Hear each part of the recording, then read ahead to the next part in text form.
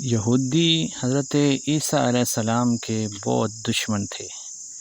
ایک روز یہودیوں کے ایک گروہ نے حضرت عیسیٰ علیہ السلام کو گالیاں دیں اور یوں کہا کہ تم جادوگر ہو، تمہاری ماں بھی جادوگرنی ہے، اور تم بھی بدکار ہو اور تمہاری ماں بھی بدکار تھی، معاذ اللہ۔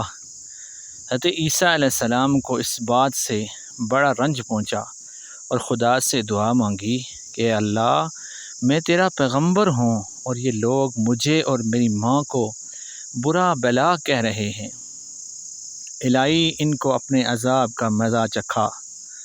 چنانچہ آپ کی دعا قبول ہوئی اور وہ یہودی عذاب مسخ میں مبتلا ہو کر بندر اور سؤر بن گئے۔ امیر نے جب یہ قصہ سنا تو وہ دوڑا کہ کہیں ایسا نہ ہو کہ ہم سب کو ایسا نہ بنا ڈالے۔ اس ڈر سے اس نے سارے یہودیوں کو اکٹھا کیا اور کہا کہ کسی صورت عیسیٰ کو قتل کر ڈالو۔ ادھر جبریل نے عیسیٰ علیہ السلام کو مطلع کر دیا کہ یہودی آپ کو قتل کرنے آئیں گے اور آپ کو زندہ آسمانوں پر اٹھا لیا جائے گا۔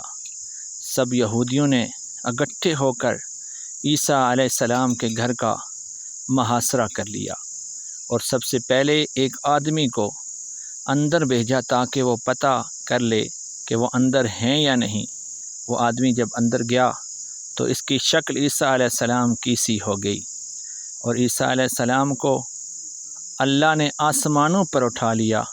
جب یہودی اندر گھسے تو انہوں نے اپنے آدمی کو ہی عیسیٰ سمجھ کر قتل کر ڈالا اور سمجھا کہ ہم نے عیسیٰ کو مار ڈالا ہے۔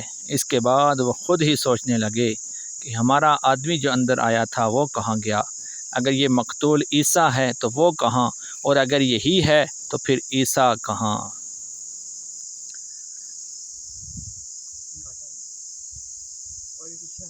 اپنے گمان میں تو انہوں نے عیسیٰ علیہ السلام کو قتل کر ڈالا، مگر ایسا ہوا نہیں، بلکہ انہوں نے اپنے ہی آدمی کو قتل کر ڈالا، اور عیسیٰ علیہ السلام کو اللہ تبارک و تعالی نے آسمانوں پر اٹھا لیا، اور اس کی گواہی قرآن کریم کے اندر بھی موجود ہے کہ ہم نے عیسیٰ علیہ السلام کو آسمانوں پر زندہ اٹھا لیا۔ حضرت عیسیٰ علیہ السلام آسمان پر زندہ اٹھا لیے گئے ہیں، اور جو لوگ ان کے قتل یا مر جانے کے قائل ہیں وہ محض دھوکے میں ہیں۔